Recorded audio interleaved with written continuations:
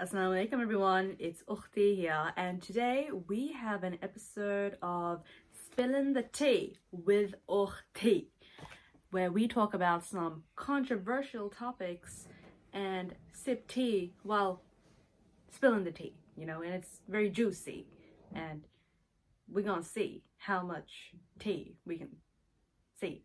Today's topic is about what would you do if your parents said no to the person you want to marry?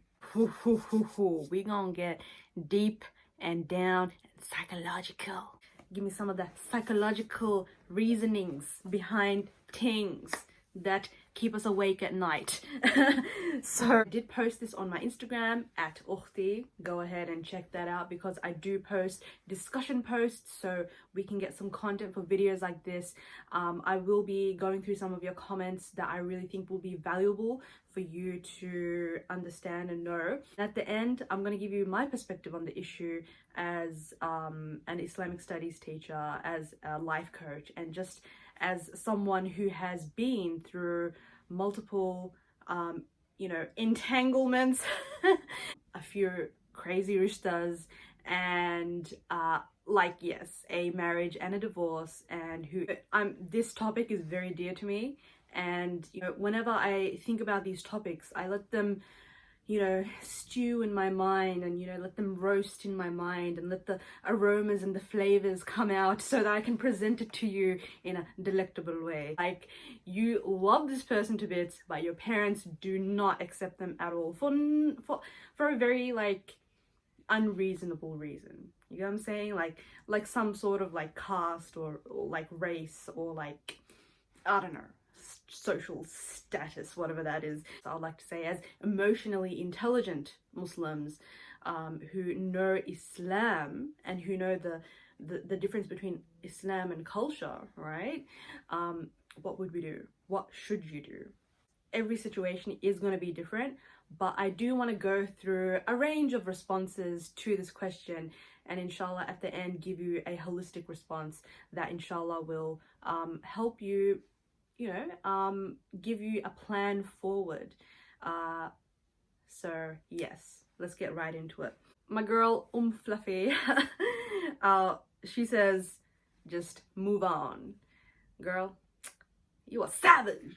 Farhan is like, lol, yeah, but not without a fight. And I was just like, that's even more savage. Classy, bougie, rich. So you put the line between what you want and what your parents want. Like, can you fight for what you want?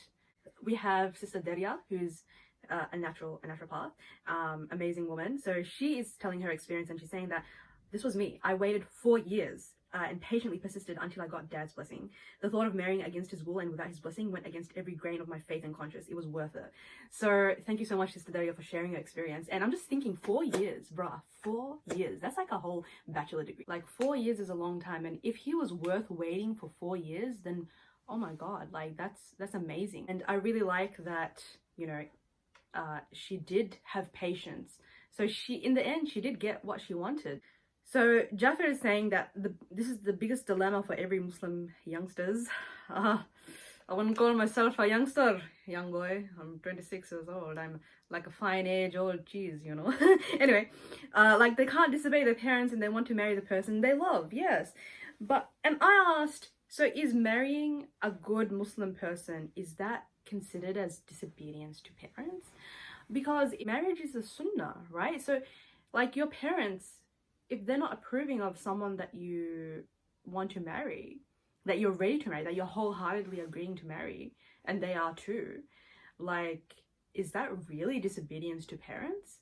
At this stage, it's kind of we have to make it halal before we do haram. That's the situation that I'm talking about. It's absolutely not. But most brown parents, especially where I'm from, won't trust their kids. If you're capable of making your own breakfast and doing your own laundry and riding and driving a car, and you finished your bachelor's and your master's, and you're making the moolah la, and you're pretty much independent in all different ways, but your parents are not trusting you to make a good sound decision for yourself, for your future, Why is it that they don't trust you? So my girl Gabriella says, I would tell them that I'd commit suicide and eventually run away with my love after a video call with my parents to let them know I'm fine and happy and then living happily ever after with my love. And I'm just like, plot twist. This was obviously a joke. Don't elope with your person, because you never know what's going to happen with the person, especially if you're young, okay? Especially if you are a young teenager or you're a kid and you haven't finished your studies, you don't have, like, you need to be humble enough to know that you actually don't have enough life experience. You need to be very mature about how you go about this. I do not recommend eloping, even if you are going to live happily ever after.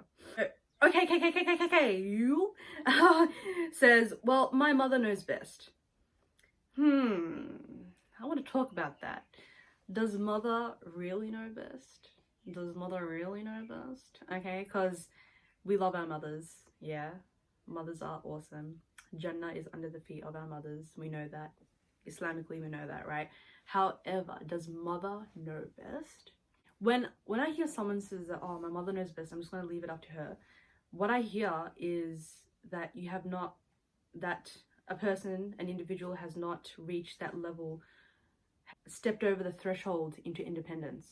I literally, that's what I hear. If you're saying that my mother knows best and she's going to make the decisions for me, what you're doing is that you're putting responsibility of these big life decisions on them, on your parents, on her.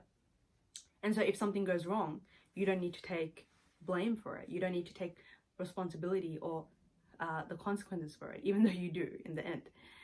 And doubting yourself and not believing in what you, and not being very certain about who you are. So that's why you need other people to tell you what to do and how to be. Respect your parents, love your parents, take care of your parents 100%. As Allah subhanahu wa ta'ala says, وَبِالْوَالِدَيْنِ إِحْسَانًا, right? And have good conduct towards your parents. However, in these major life decisions, you need to trust yourself. You need to know yourself so well that it doesn't matter what anyone says to you, right? You need to be so true and so grounded within yourself and the decision that you're going to make, that it doesn't matter what opposition you go against. And the fact that, yes, even if I do go into this marriage and I do marry this person and they end up being not the right person, at least that was my decision and I'm going to take the consequence for that. Parents, sometimes, especially parents who still view their adult children as kids, as children, they're not going to see that. They're going to say, I have to protect my daughter from this person and I have to make sure that they marry who we like and who we feel comfortable with for our peace of mind, but they don't realize that how about the peace of mind of the kid, right? So what she's saying is that getting parents involved is the deciding factor whether or not your time's worth spending on this particular person. So I really like that attitude. I really like the fact that, you know, I'm only going to talk with someone if my parents would probably approve of them. But in the end, you're still keeping your parents' expectations as a filter. And I guess that's fine. You know, you can do that. However, as you get older and as you realize more about yourself, you start to question the filters that you put people through. Like, is this what I truly believe in, or is this what I've been taught from my parents, and do I agree with what my parents have taught me? That's a healthy phase of discovering yourself as you go through adult life. She or he has been waiting for 6 years for my parents to agree, but they're afraid to talk on the topic. It's really hard to disobey parents. It feels like a sin, and the guilt trip is ugh. Parents are not perfect. Okay, we need to understand that. I'm sorry to break this illusionment of, you know, parents know everything and parents know what's the best for me. But really, when you get to a stage where you know yourself so well that it doesn't matter what anyone says, like even what your parents say, which is such a liberating feeling, by the way. Parents can act like children if they have not gotten to that level of emotional intelligence, that level of wokeness, that level of maturity where they can handle their adult children making decisions for themselves and getting hurt and being okay with the kid getting hurt, because you know that your role as a parent is to be there for my child, for my adult children, for the rest of their lives, inshallah, as a support, as a bedrock, as a bed mattress, actually, that they can fall back on, and it's fine. So, you know, guilt tripping, toxic behavior, arguments, blackmailing, this is all immature behavior that can come from the child or from the parents. And you as an individual have to, whether you're the parent or the child or the kid, I'm talking about adult children, right? you have to get to that level where you can see these things happening, you know, and you can take yourself out of that drama cycle of victim, prosecutor, and rescuer. Get yourself out of that cycle and just see what's happening for what it is, you know, and see things objectively, like who is twisting whose arm behind their back. So Fida says that maybe this might be a message that Allah doesn't want you to get married to them. And I'm just thinking, nothing in life is easy, and especially if you want to marry the person that you love, like that's sometimes not going to be easy either. Like that's going to be a test for your love, right? Like things worth working for are not easy. It's not hard. It's not easy getting a job. It's not easy finishing your degree. It's not easy starting a business. But is it worth it? Hell yeah, of course. Why not?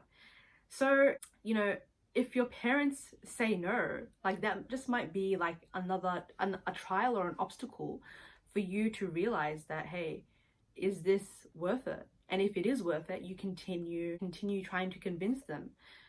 And in the end, you thought that what you did was right, so it's fine, you know, like at least you were true to yourself. And you, by the way, you should do your istikhara and stuff like that. And remember, istikhara is not your parents' istikhara, it's not the sheikh's istikhara, it's your istikhara for your own self. Yeah, and if you know from the depths of your heart, Allah gives you that peace and tranquility in your heart that, yeah, you know, this person is right for me, I can see myself living with this person, I can see myself going through life with this person, then yeah, you know, your parents are sometimes not going to see that. Your parents will not be able to see that vision. And sometimes you need to sit down and explain that vision to them. And that's fine. That's going to take a few hard conversations. It's going to take a few tearful moments. That's going to take maybe a few weeks or months or years. But if it's worth fighting for, then do it. By the way, even if your parents don't agree and you get married to that person and you feel like, oh, they're going to cut you off or something like that, I don't agree with cutting off people for nothing, right? You don't cut your parents off and they should not cut you off. That is against Islam. We need to keep silatul rahim no matter who we marry, okay? It's not your husband or your wife's responsibility to keep a relationship with you and with your parents, right? With their in-laws. It's your responsibility to keep a good relationship, a good, loving, caring, mutual, respectful relationship with your parents. So, you know, like, even if they're angry that you got married to outside of your race, or you got married to someone who doesn't have an education or a degree, or someone who's overseas or something like that, you're the one who calls them up. You're the one who goes to their house and brings them groceries. You're the one who will go to their house and do chores and like, you know, talk to them, and eventually they'll come around. I really do believe that if your parents truly love you, they'll come around. Now, these are some comments that I got from a meme page where I got this original tweet from, and some of the comments were really, really funny. So I just want to go through some of them. So this guy's saying, play the I don't need no wali card. I know Maulana that will bring them around. Now if that Maulana says no, then we have a problem. Bruh, we gotta get that Mufti Menk in on the game, because Mufti Menk is my sheikh. This person is saying, obey your parents. They have a right on you, and not marry the person, but also don't marry any other person while someone else is in your heart and mind. I agree with that. It's a checkmate. It's a stalemate. I don't know what you call it, but it is a conundrum. Okay, your parents are not going to let you get married to the person that you love, okay, with all your heart. But in the end, you're not going to say yes to the other person either. That if my parents say no to me, then I'll say no to them.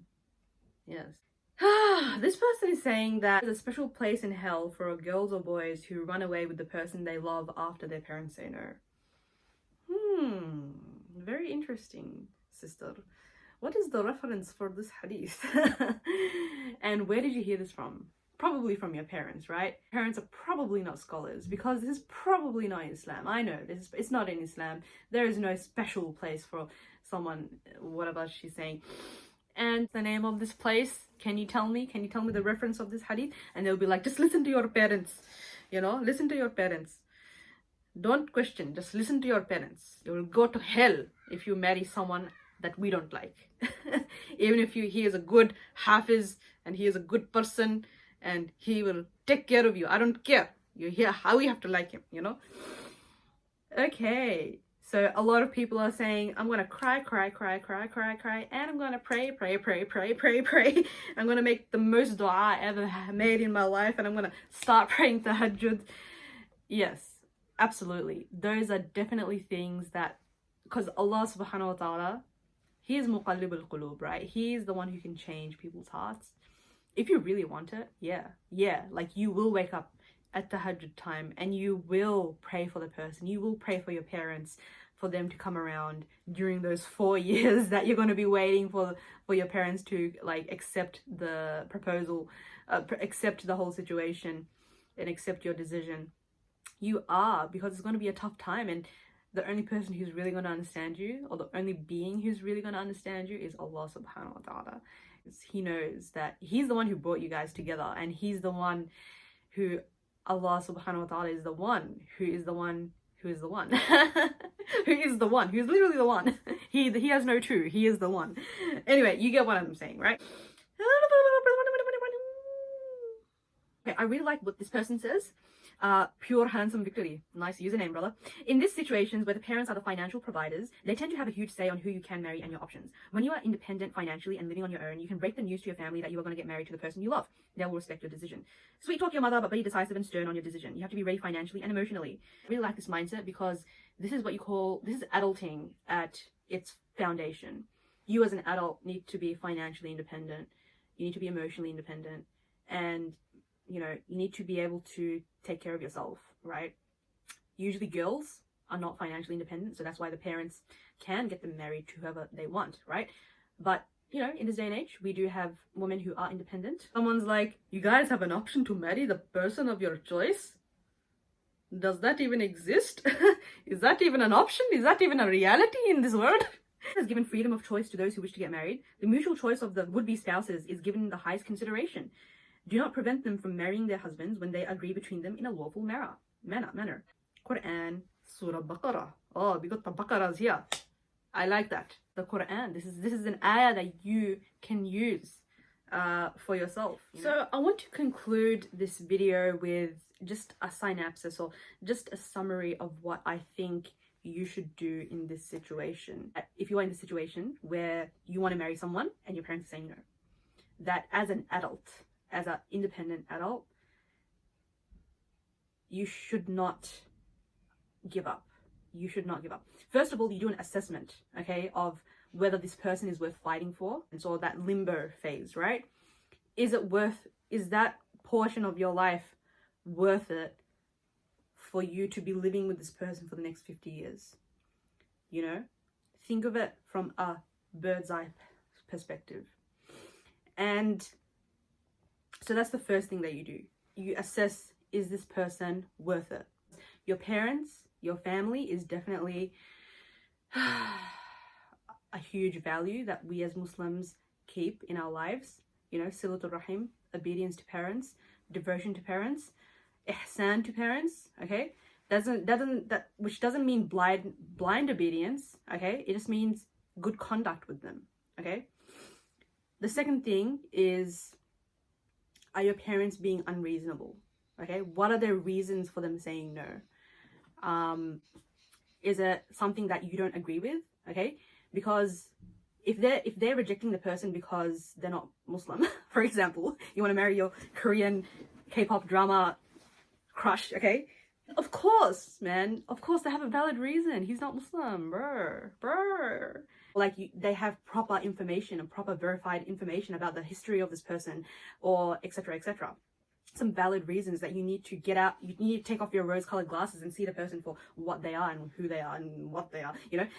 But if it's stuff like we mentioned before, like race, okay, racial discrimination, you want to and it's so weird because Desi parents, they'd rather you marry that, like if you can't marry a brown boy, they'd rather you marry a white boy than a black boy, right? But what if you want to marry the black guy? Because he's a hafiz and he's a mashallah and he's a good cook as well, and bruh. And he got the muscles as well, and mashallah, he's on the deen, and you got your priorities straight. And maybe your parents are just scared of what other people are going to think. Oh my god, my brown girl is marrying a black guy. Oh my god, is this possible? Yes, it is possible. You make the jollof and the biryani, you put it together, and what do you get? You get the jollof and biryani. So number 2 is assess the reasons why your parents are saying no, and see if they're reasonable expectations or reasonable reasons or not. Yeah, according to your values. Number 3 is sit down and have that heart-to-heart conversation with your parents. Be mature about it, even if they are not going to be mature about it. Be calm, collected. Have your evidences ready from the Quran and Sunnah, like the Mufti Menk playlists. If you need to have them ready, have them ready. Have your notes ready. Have your PowerPoint presentation ready. Wear your professor glasses, you know, and just give them a lecture on the fact that you have the right to choose who you want to marry, and they can't marry, and they can't force you, you know. It is definitely a tough situation for the parents as well, because now it's like, oh, my kid is making their own decisions. Oh my god, I have nothing to do now, kind of thing, right? You need to have compassion for your parents. You need to be respectful. You need to be loving. And when they shout, you stay quiet. When they put you down and say vile things to you, you stay quiet. Hold back your anger and your tears, okay? And just be as reasonable as you can, okay? Be the mature one, even if they're not going to be mature, right? And if you have reasonable parents who are willing to talk it out with you, then you will get to a compromise. You need to let your parents tell you their fears around you getting married to this person, their worries, and their reasons as well. And you need to hear them out. You need to give them the liberty of at least letting them express what they think, you know? Now, it's up to you as an adult to take their verdict or their opinions on board, but at least give them the opportunity to tell you exactly what they think, even if you don't agree with it. And then you address all the fears and worries that your parents had about this person. Number 4 is that if they still don't agree, what I recommend you to do is to expose this person to your parents as much as possible. Because if you see this person all the time, okay, for example, if you know this person inside and out and you see this person and you know how good they are, eventually they will see how good they are as well, okay? Get other people involved, get third-party recommendations, you know, whether it's from your cousins or your auntie, your uncle, from other community members. I really recommend you giving that time for your suitor, okay, and your parents to get to know each other, because sometimes they're going to reject the person based on their assumptions, and once they realize that their assumptions are wrong, then, you know, they're the ones who will be like, hey, you know what, actually he's good for you, go ahead and get married, blah blah blah. Dream. What a dream. And number 5 is, like, by this time your parents are going to they're going to be like, oh my god, we have to get her married to someone else before she gets married to this person. True story. So, as a lot of people have said, number 5 is that do not marry someone else while you have this person in your heart and your mind.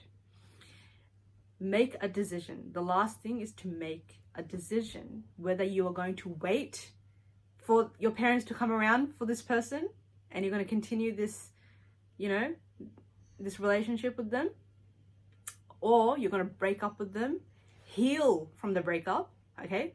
Because you need some time to heal before you jump into another rishta or another proposal or another marriage, okay? You need to make a decision, whether it's the decision to wait or the decision to break up with them and follow your parents. Okay? And I suggest that you make that decision today, because the more you live in confusion without a decision, the more that it's going to start eating away at you. Yeah, inshallah, absolutely do your istikhara, pray your tahajjuds, get trusted adults and individuals, reasonable people in mind, you know, involved, and try to see the situation for what it is. Because listen, marriage is not easy, as I'm coming to know. It's not a fairy tale, and your parents cannot, they can't sell you into a fairy tale of getting married with someone else, right? And you can't buy into the fairy tale of getting married to the person you love either. It's going to be hard whether you have an arranged marriage or whether you have a love marriage. I used to think that, oh, if you go against your parents, it's not going to work and all this kind of stuff. But it's going to be hard at first, but as I said, is it worth it? Is it going to be worth it? Because even if you do get married to this person, if your parents truly love you, then they'll come around. You know, it's going to take them a bit of time for them for their ego, that inner child within them, the ego to heal, because you went against their ego. You're not going against them. You're not going against Allah. You're going against their ego, because they rejected this person for their egoistic reasons, you know, and they didn't, you know, and the fact that they didn't have control over this huge life decision, and you went ahead and you did it yourself. That's going to hurt their ego for a bit. And you need to understand that. You need to forgive that. You need to be mature about that. And eventually, and you continue doing ihsan to them, you continue having good conduct to them, you continue buying them groceries and washing their car and buying them gifts and, I don't know, paying the bills or whatever, however you do ihsan to your parents, right? When they see that you're happy, when they see that he's actually a good person, like he or she is there for us in the times of hardship, etc., then, you know, eventually they'll come around, because that's humanity at its best, you know. We adapt to change, and if it doesn't work out, then you're the one who has to deal with the consequences, right? And that's going to be hard. That is a huge decision to make.